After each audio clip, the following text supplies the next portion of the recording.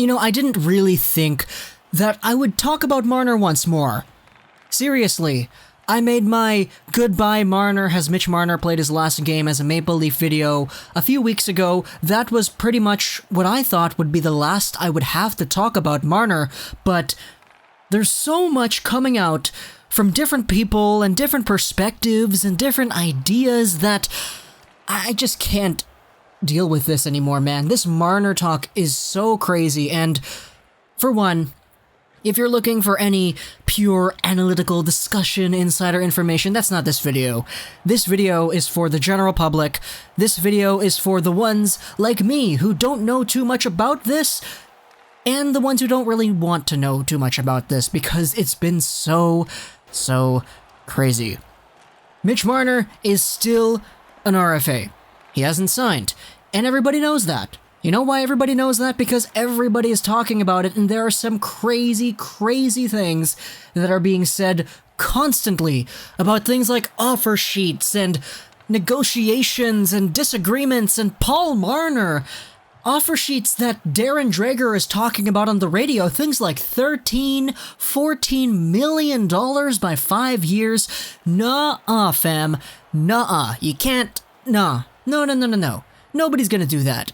And if somebody does do that, there's the whole thing that they talked about on Tim and Sid earlier, like today or whatever, talking about, hey, if the Leafs get Marner out of their system and they get draft picks back, you know what they're gonna do? They're gonna go out there and spend. They're gonna trade, make some moves, get some players, sign some free agents. If Marner is out, then that signals a new beginning with new faces and new trades and all this stuff coming in because cap space and draft picks can do that to you.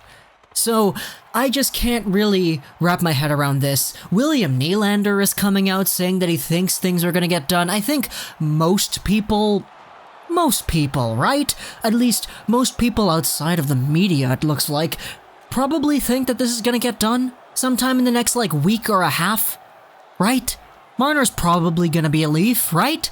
I mean, my video a few weeks ago talking about, has Mitch Marner played his last game as a Maple Leaf? That was more of a dramatized video taking a look at all the options and analyzing it. This video is just me being mad because everything has just been so blown out of proportion, and now Marner talk is everywhere. It's Marner mania, baby, and people are talking about, hey, if the Islanders are gonna offer sheet Marner, but it's like, okay, why? Why would the Islanders do that? Do they want to give up 4 first-round picks? And they still have to get Anders Lee signed too? They should probably focus on their own thing right now, right?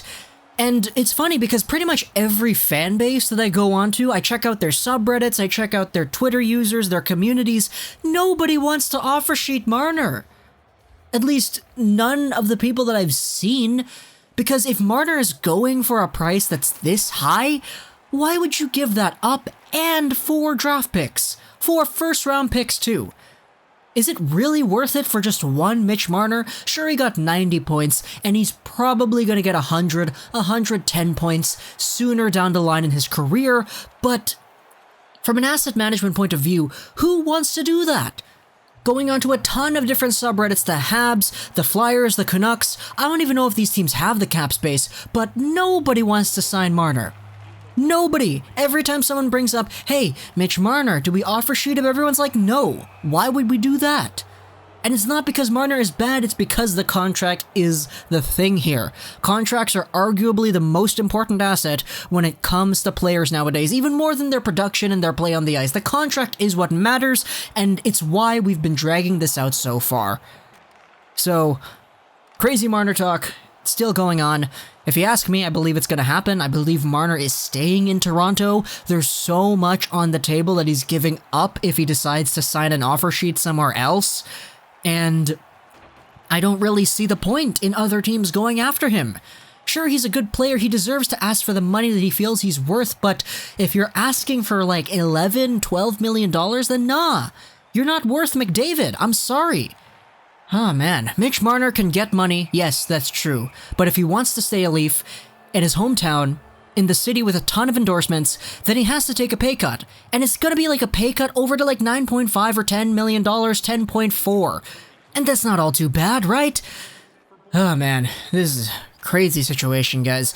I didn't really think about this. This was all off the top of my head. Hope you enjoyed this video. Social Dutch 99, and bye.